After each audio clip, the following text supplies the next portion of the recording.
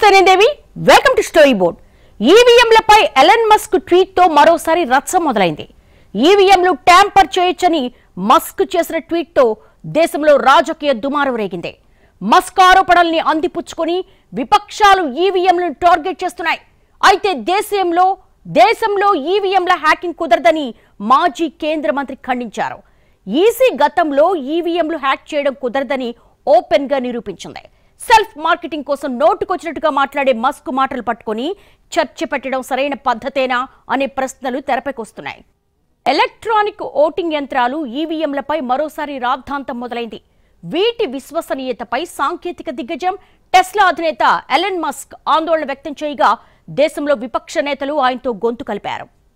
America ప్యూర్టోరికోలో జరిగిన primary ఎన్నికల్లో అవకతవకలు జరిగాయని, ఈవీఎంలు హ్యాక్ అయ్యాయని మస్క్ చేసిన ట్వీట్ దేశంలో తీవ్ర రాజకీయ దుమారమే రేపింది. ప్రపంచంలో అతిపెద్ద ప్రజాస్వామ్య దేశంలో ఈవీఎంలపై మరోసారి నీలినీడలు ముసురుకున్నాయి. దేశంలో ప్రజాస్వామ్యానికి ప్రతి 5 ఏళ్లకోసారి ప్రాణం పోసేది ఎన్నికలు. దేశాన్ని ఏలే పాలకుల్ని ఎంపిక చేసే ఈ ప్రక్రియలో ఈవీఎంల వాడకం ఈనాటిది కాదు. 2 దశాబ్దాలుగా సాగుతున్న ఈ విధానంపై గతంలోనూ ఎన్నోసార్లు ఆరోపణలు, విమర్శలు, వివాదాలు వచ్చాయి. ఇప్పుడు కూడా అదే స్థాయిలో రచ్చ మొదలైంది.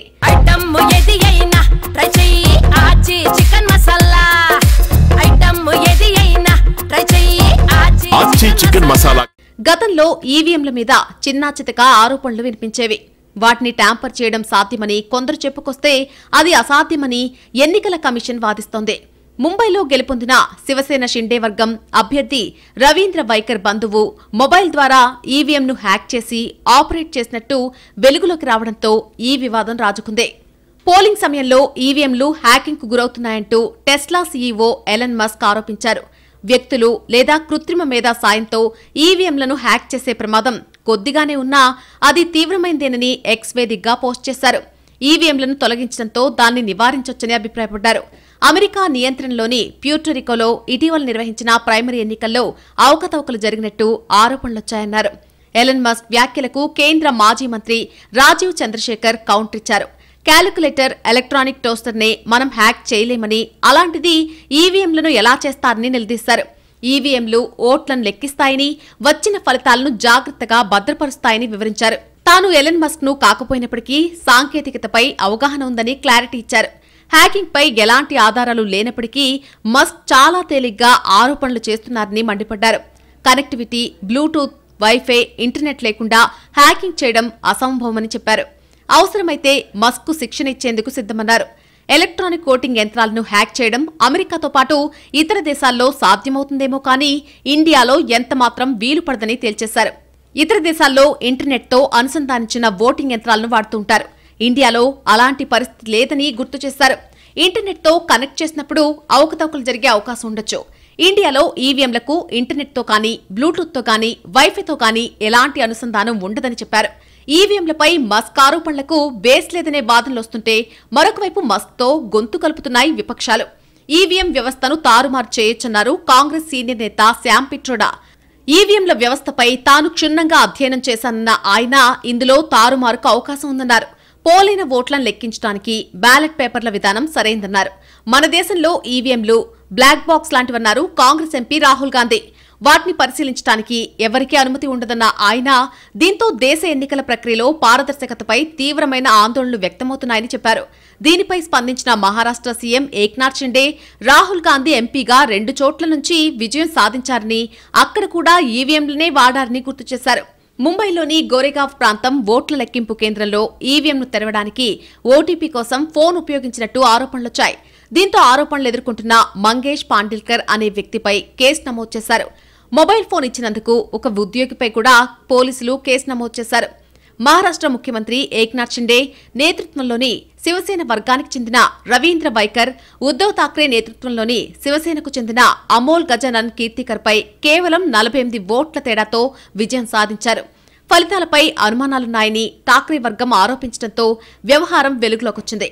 ఈ వ్యవహారంపై దర్యాప్తు కోసం పోలీసులు 3 బృందాలను ఏర్పాటు చేశారు. ఆరోపణలు ఎదుర్కొంటున్న వ్యక్తి వాయువ్య ముంబై లోక్సభ నియోజకవర్గం శివసేన షిండే వర్గం అభ్యర్థి రవీంద్ర వైకర్ బంధువు.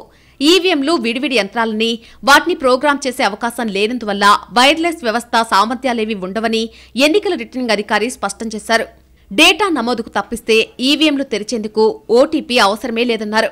ఇలా దేశంలో ఎప్పటికప్పుడు ఈవీఎంలపై ఆరోపణలొచ్చి దుమారం రేగుతున్నా ఎక్కడా అవకతవకలు జరిగినట్టు నిర్ధారణ కాలేదు. చివరకు ఆరోపణలు చేసిన వారు కూడా ఎవ్వరూ అవి నిజమేనని నిరూపించలేకపోయారు. ఈసీ ఎన్నోసార్లు ఈవీఎంల పనితీరుపై బహిరంగ ఛాలెంజ్ విసిరి మరీ అన్ని పార్టీల ప్రతినిధుల సమక్షంలో డెమో ఇచ్చింది. ఇంత జరిగాక, ఇన్ని చూశాక కూడా ఈవీఎంలను అవమానించడం, అనుమానించడం అసంబద్ధమనే వాదన గట్టిగా వినిపిస్తోంది. అసలు ఈవీఎం ట్యాంపర్ చేయడం అసాధ్యం. హ్యాకింగ్ టెక్నాలజీ విషయానికొస్తే టెక్నాలజీ విషయంలో దేశం చాలా ముందుంది. ఈవీఎంల హ్యాకింగ్ కుదిరితే ఈ పాటికి చాలా జరిగేవి. కానీ అలా జరగడం లేదంటే హ్యాకింగ్ అసాధ్యమని అర్థం చేసుకోవాలంటోంది ఈసీ. పదే పదే ఈవీఎంలపై అనుమానాలు రేకెత్తించే ప్రకటనలు, ఆరోపణలతో సమయం వృధా తప్ప ఎలాంటి ఉపయోగం లేదంటోంది. ఎక్కడో ప్యూర్టోరికోలో ఈవీఎంల గురించి మస్క్ మాట్లాడితే వాటిని మన ఈవీఎంలకు వర్తింపచేయడం ఎంతవరకు కరెక్ట్ అనేది ప్రధానమైన ప్రశ్న. అదిగో పులి అంటే ఇదిగో తోక అన్నట్టుగా ఆరోపణలు చేయడం, ఈవీఎంలతో చెలగాటమాడడం మానుకోవాలని ఈసీ హితవు చెబుతోంది. ఈవీఎంలు కాల పరీక్షకు తట్టుకొని నిలిచాయి. ఎన్నో పరీక్షల్లో సురక్షితమని నిరూపించుకున్నాయి. దశాబ్దాలుగా ఎన్నికల ప్రక్రియ విజయవంతం కావడంలో కీలక పాత్ర పోషించాయి. ఇంత చరిత్ర ఉన్న ఈవీఎంల గురించి నిరాధార ఆరోపణలు చేయడం ఎవ్వరికీ గౌరవం కాదని ఈసీ మొత్తుకుంటోంది. ఎన్నికలొచ్చిన ప్రతిసారి ఈవీఎంల గురించి రొటీన్ రచ్చ ఎందుకని ప్రశ్నిస్తోంది. రాజకీయ పార్టీలు కూడా ఈవీఎంలపై స్థిరమైన అభిప్రాయం వ్యక్తపరచడం లేదు. గెలిస్తే ఒకలా, ఓడిపోతే మరొకలా మాట్లాడుతున్నారు. గెలిపోటములకు ఈవీఎంలకు సంబంధం లేదని చెప్పినా వినేవాళ్లు వింటున్నారు, వినని వాళ్లు వినడం లేదు. అంత మాత్రాన ఈవీఎంలతో ఫలితాలు తారుమారయ్యాయని ఎక్కడా నిరూపితం కాలేదు. ఇదంతా ఏదో జరిగిపోతుందనే ప్రచారాన్ని బలపరచడానికే తప్ప అసలు విషయం ఏదీ లేదని ఈసీ చాలాసార్లు కుండబద్దలు కొట్టి మరీ చెప్పింది. ఈవీఎంలు వద్దంటున్న వారు బ్యాలెట్ పేపర్తో ఎన్నికల నిర్వహణ సమయంలో ఉన్న ఇబ్బందుల్ని గుర్తు చేసుకుంటే వారికే నిజం తెలుస్తుంది.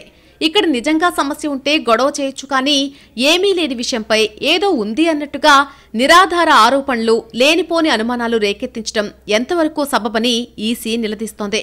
ఈవీఎంల హ్యాకింగ్ అసాధ్యం. ఈ విషయంలో రెండో మాటకు తావే లేదు. అసలు ఈవీఎంలపై ఆరోపణలు చేసే మస్క్ విశ్వసనీయత ఏంటి అనేది మరో పెద్ద ప్రశ్న. నోటి దురుసుతో మాట్లాడే టెంపరీ, సెల్ఫ్ మార్కెటింగ్ కోసం ఏదైనా మాట్లాడే మస్క్ మాటలు నమ్మి ఇంత రచ్చ చేయాల్సిన అవసరం ఉందా అంటే లేదనే అంటున్నారు విశ్లేషకులు. టెస్లా అధినేతగా సుపరిచితుడైన మస్క్ వ్యక్తిత్వం పరంగా చాలా తేడా. తాను, తన కంపెనీలు, తన ప్రాడక్ట్ల మార్కెటింగే తప్ప ఏ విషయంలోనూ బాధ్యతగా ఉండడం మస్క్ అలవాట్లేని పని. ట్విట్టర్ను టేక్ఓవర్ చేసి ఎక్స్గా మార్చే క్రమంలో మస్క్ వ్యవహార శైలి చూసి ప్రపంచమే నివ్వెరపోయింది. ఇలాంటి నిలకడలేని వ్యక్తి మాటలు పట్టుకుని ఈవీఎంలపై అనుమానాలు పెంచుకోవచ్చా అనేది ఆలోచించాల్సిన విషయం. మస్క్ టెస్లా కార్ల మార్కెటింగ్ కోసం భిన్న పద్ధతులు పాటిస్తాడు. తలతిక్క మార్కెటింగ్ టెక్నిక్లు ప్రయోగిస్తాడు. ఏదో ఒక రచ్చ చేసి అందరి దృష్టి తన వైపు తిప్పుకుని ఆ తర్వాత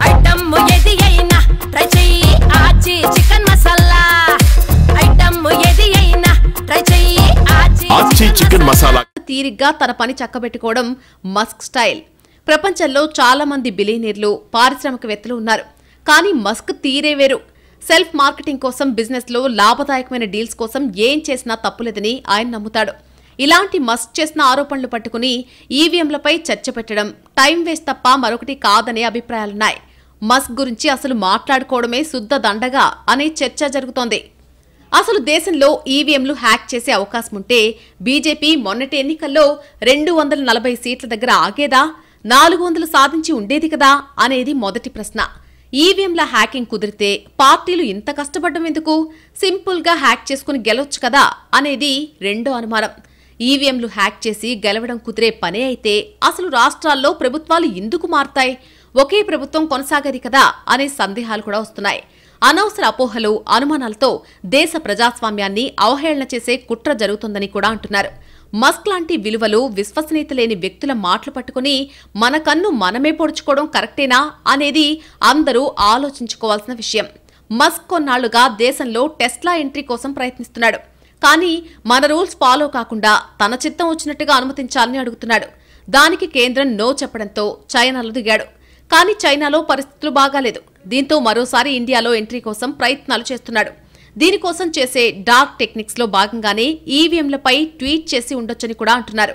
ఈ వాదనకు ఆధారం లేకపోయినా మస్క్ వ్యవహార శైలి మాత్రం నిజమేనేమో అనుకునేలాగా చేస్తోంది. సాంకేతిక దిగ్గజంగా పేరున్న ఎలన్ మస్క్ సాంకేతికతలపై అనవసర ఆరోపణలు చేయడం, అసంబద్ధమైన వాదంతో ఏదో జరిగిపోతుందనే భ్రమలు కల్పించడం చాలా పెద్ద విషయం. ఇక్కడ మస్క్ చేసిన తప్పు కంటే అలాంటి వ్యక్తి మాటల్ని సీరియస్ గా తీసుకుని వారి గురించి ఎక్కువగా ఆలోచించాల్సి వస్తోంది. మస్క్ చరిత్రేంటో ప్రపంచం మొత్తానికి తెలుసు. అసలు అలాంటి వ్యక్తి మాటలకు విలువ లేదు, విలువ ఇవ్వాల్సిన పని కూడా లేదు. ఈవీఎంలు హ్యాక్ అయ్యే ప్రసక్తే లేదని ఎన్నికల సంఘం 1,00,000 సార్లు చెప్పిందే, నిరూపించింది కూడా. దానికి తగ్గట్టుగానే ఎన్నికల్లో ఫలితాలు కూడా వస్తున్నాయి. ఎక్కడా అనుమానాస్పదంగా ప్రజాభిప్రాయానికి విరుద్ధంగా ఫలితాలు వచ్చిన దాఖలు లేవు.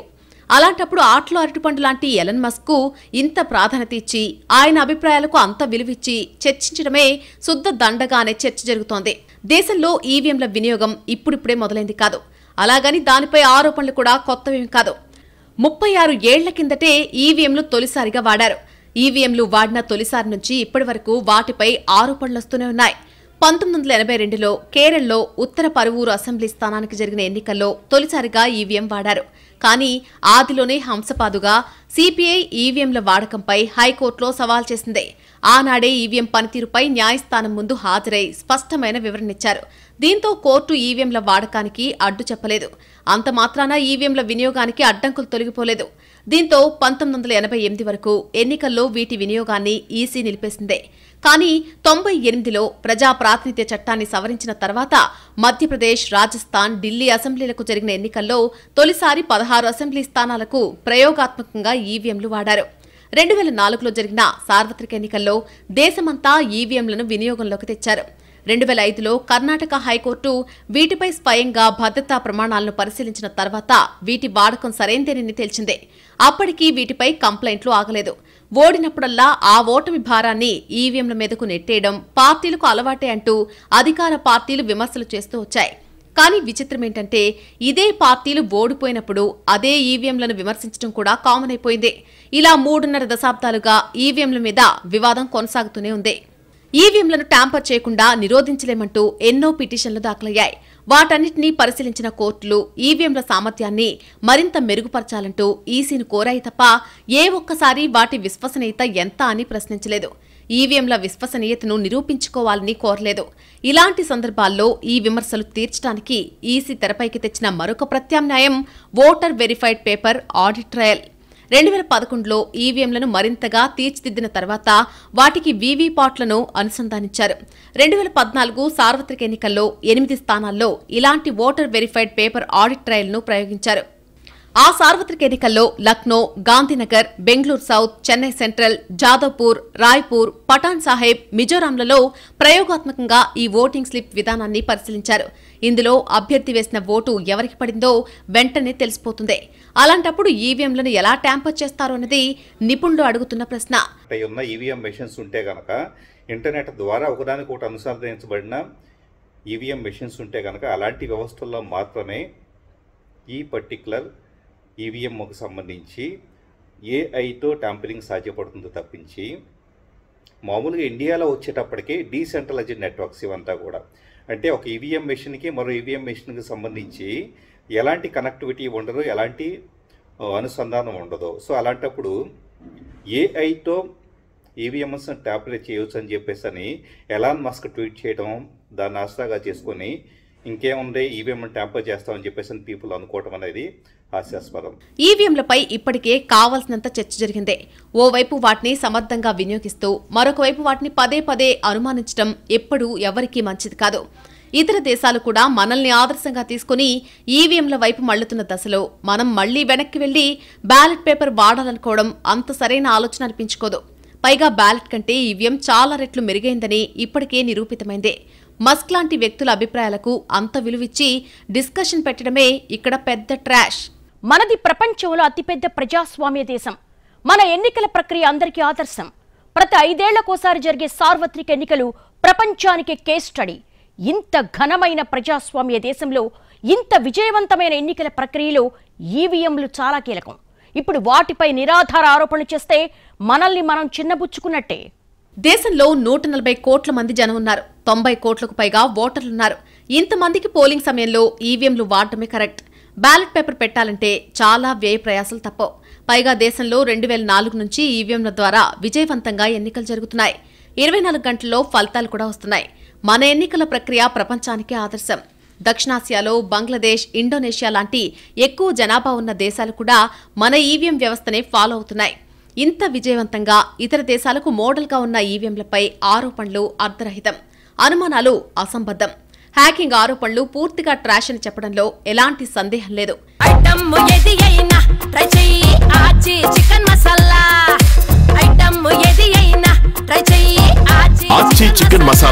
ఎన్నికలు జరిగినప్పుడల్లా ఈవీఎంలపై అనుమానాలు, ఈసీ క్లారిఫికేషన్లు నిత్యకృత్యం.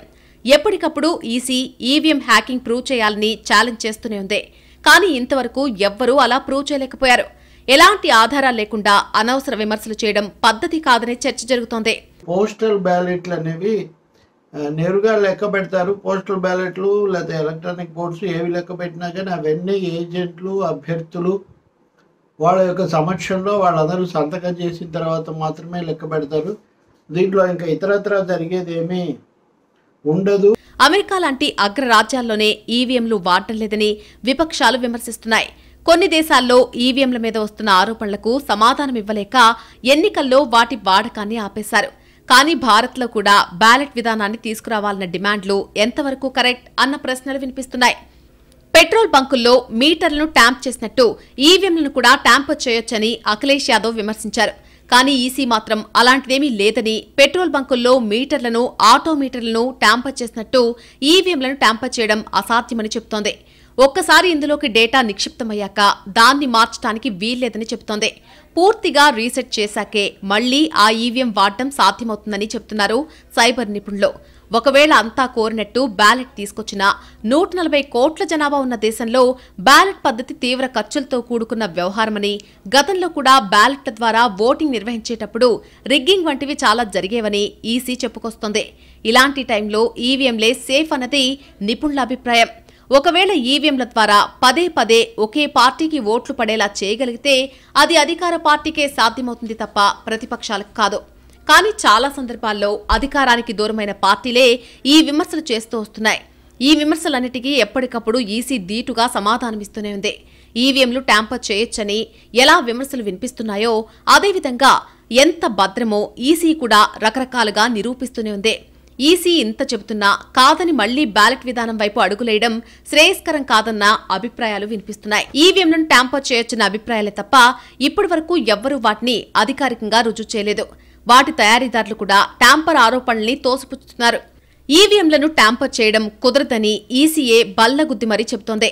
అలాంటప్పుడు ఎన్నికలొచ్చినప్పుడల్లా ఈ చర్చ ఎందుకు పెడుతున్నారు అనేది అర్థం కాని ప్రశ్న. దేశంలో ఇన్ని కోట్ల మంది ఓటర్లున్నారు. ఏనాడు ఏ ఓటరు బయటకొచ్చి తాను వేసిన ఓటుకు విరుద్ధంగా ఈవీఎంలో ఫలితం వచ్చిందని ఎప్పుడూ ఫిర్యాదు చేయలేదు. ఎక్కడా ఫిర్యాదు అందలేదు. అప్పటికీ అనుమానాల నివృత్తి కోసం, మరింత పారదర్శకత కోసం ఈసీ వీవీపాట్ను కూడా అందుబాటులోకి తెచ్చింది. మనం ఎవరికి ఓటేస్తున్నామో ఆధారంతో సహా రసీదొస్తుంటే ఇక అనుమానానికి తావెక్కడా అనేది ఆలోచించుకోవాలి. ప్రజాస్వామ్యంలో గెలుపోటములు ఓటర్ల ఆధీనం. పార్టీల పనితీరును బట్టి ఓటర్ల అభిప్రాయాలు మారతాయి. వారి అభీష్టానికి అనుగుణంగా ఫలితాలు వస్తాయి.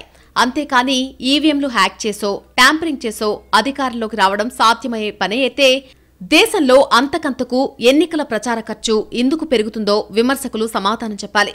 ప్రధాని స్థాయి నుంచి కింది స్థాయి కార్యకర్త వరకు కాలికి బలపం కట్టుకుని ఎందుకు తిరుగుతున్నారో చెప్పాలి. సింపుల్ గా ఎక్కడో కూర్చొని ఈవీఎంలు హ్యాక్ చేసి గెలిచేసే పనే అయితే పార్టీలు ఎందుకు ఇంత రిస్క్ తీసుకుంటున్నాయనేది అసలు ప్రశ్న. ఇలా కళ్ల ముందే హ్యాకింగ్ అసాధ్యమని చెప్పడానికి ఎన్నో నిదర్శనాలు కనిపిస్తుంటే ఇంకా ఏదో ట్వీట్ పట్టుకుని మరేదో ఆరోపణ నిజమని, ఇతర దేశాల్లో ఏదో జరిగిందని ఇలాంటి అపోహలతో దాన్ని మన దేశంలో ఈవీఎంలకు అన్వయించడం తెలివైన పని కాదంటోంది ఈసీ. దేశంలో బ్యాలెట్ పేపర్లతో ఎన్నికలు జరిగిన రోజుల్లో అక్రమాలు ఎక్కువగా జరిగేవి. చాలా చోట్ల రీపోలింగ్ జరపాల్సొచ్చేది.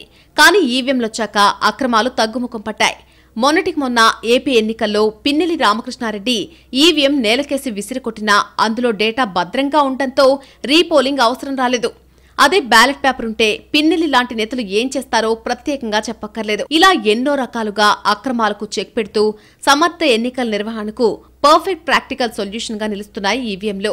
ఇలాంటి తరుణంలో ఈవీఎంలపై అసంబద్ధ ఆరోపణలు చేయడం అవివేకమే అవుతుంది అనేది నిపుణుల మాట.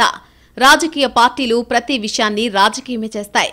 కానీ ఈవీఎం లాంటి సున్నితమైన అంశాలపై అనవసర రచ్చ మంచిది కాదు. కోట్ల మంది ఓటర్ల మనసులో అనుమానాలు రేకెత్తించే ప్రయత్నం చేయడం పద్ధతి కాదు. అయితే ఇక్కడ పార్టీలే కాని ఓటర్లెవ్వరూ ఈవీఎంలపై అనుమానం వ్యక్తం చేయకపోవడం దేశంలో ప్రజాస్వామ్య పరిణితికి సిసలైన నిదర్శనం. అర్బన్ ఓటర్లే కాదు, రూరల్ ఓటర్లు కూడా ఏనాడు ఈవీఎంలపై అనుమానాలు వ్యక్తం చేయలేదు. ఈవీఎంలపై ఈసీ అభిప్రాయాలతో మెజార్టీ ఓటర్లు ఏకీభవించడం కూడా ఇంకా పెద్ద విషయం. కనీసం ఓటర్లను చూసైనా పార్టీలు బుద్ధి తెచ్చుకోవాలని నిపుణులు సలహా ఇస్తున్నారు. ప్రపంచానికి ఆదర్శంగా ఎన్నికలు జరుగుతున్నాయంటే ఈవీఎంలదే కీలక పాత్ర. ఈ సంగతి తెలిసి ఆరోపణలు చేయడం, ఉద్దేశపూర్వకంగా అనుమానాలు రేకెత్తించడం మన వేలితో మన కన్ను పొడుచుకోవడమే అవుతుంది. ఇప్పటికైనా ఈవీఎం విమర్శకుల వాస్తవాలు గుర్తించి అయితే ఆరోపణలకు ఆధారాలు చూపాలి. లేకపోతే ఈసీకి సహకరించి ఎన్నికల ప్రక్రియ సజావుగా జరుగుతుందని నమ్మాలి. అంతేకాని లేనిపోని అనుమానాలు, అర్థంలేని ఆరోపణలతో అనవసరంగా అశాంతి సృష్టించే ప్రయత్నం చేయడాన్ని ఎవ్వరూ క్షమించరు. ఎవరెన్ని వాదనలు చేసినా ఈవీఎంలు పూర్తి సురక్షితమని నిపుణులు ముక్తకంఠంతో చెబుతున్నారు. ఈవీఎంల హ్యాకింగ్ కుదిరే పని కాదని అంటున్నారు. ఇప్పటికీ తాను పట్టిన కుందేటికి మూడే కాళ్లన్నట్టుగా వ్యవహరిస్తామంటే అసంబద్ధ ఆరోపణలని కొట్టిపారేయడం మినహా చేయగలిగింది ఏమీ లేదు.